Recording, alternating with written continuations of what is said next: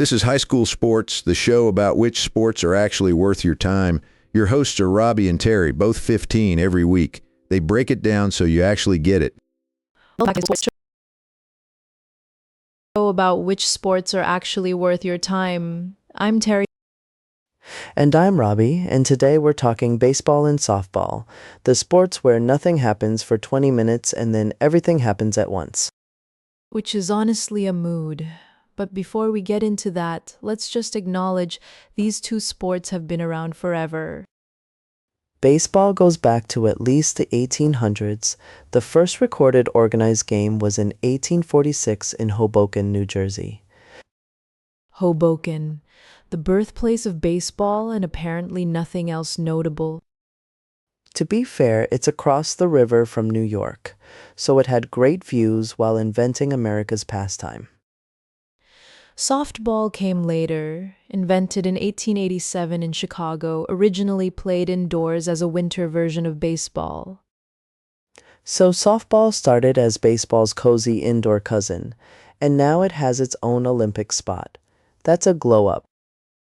Softball was actually dropped from the Olympics after 2008, then brought back for Tokyo 2020. The people demanded it back. You cannot take away softball from the people. The people will not stand for it. Literally, they'll sit in the bleachers and demand its return. So what actually makes these sports different beyond the obvious ball size thing?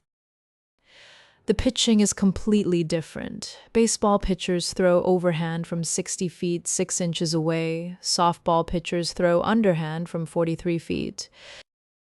And softball pitchers are no joke. Elite fast-pitch pitchers can throw over 70 miles per hour from that shorter distance. Which means the reaction time for batters is actually faster in softball than in baseball.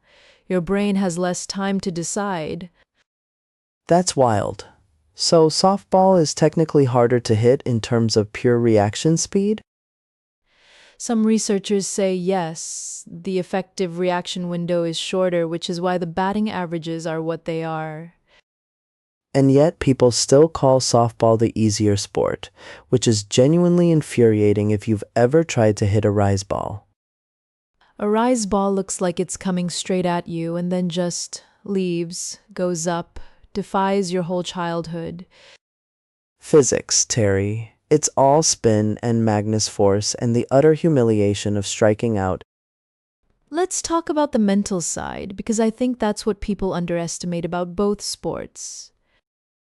Baseball is famously like 90% mental. You fail 7 times out of 10 at the plate and you're considered elite. A 300 batting average, meaning you get a hit 3 times out of every 10 at-bats, is considered excellent in professional baseball. In almost any other sport, succeeding 30% of the time would get you cut from the team. But in baseball, that's the Hall of Fame number. It's a sport built around accepting failure and showing up anyway. Which is either very zen or very stressful depending on your personality type. Very stressful for me. Personally, I need more immediate feedback.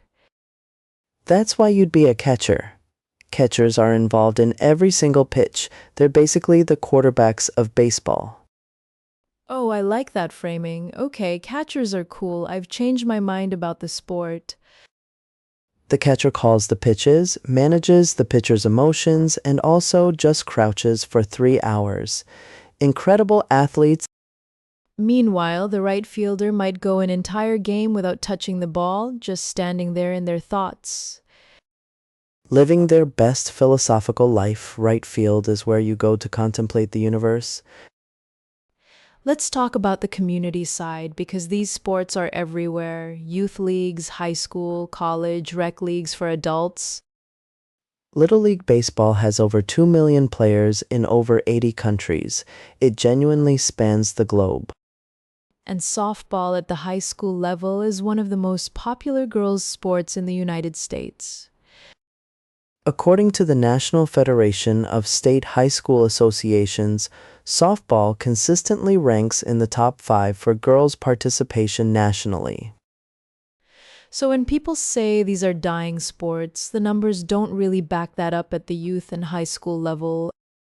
Pro baseball has an attendance and viewership challenge, sure, but kids are still playing catch in driveways everywhere. There's something about the pace that actually works for a backyard or a park. It's social in a way basketball or soccer isn't. You can have a full conversation between pitches. The sport basically builds in friendship time. That's the most underrated feature of baseball and softball. The sport lets you hang out while competing.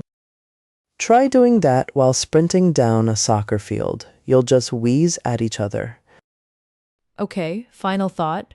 Are these sports worth your time as a high schooler? If you like strategy, don't mind a slower burn, and want a sport with a genuinely deep culture and history, absolutely yes. And if you like the idea of a sport where one swing can completely change everything in about 2 seconds, yes. Baseball and softball are the long game, and sometimes the long game is exactly the one worth playing. Well said. I almost want to go find a glove right now. There's probably one in someone's garage. There's always one in someone's garage. Thanks for listening, everyone. See you next week on High School Sports.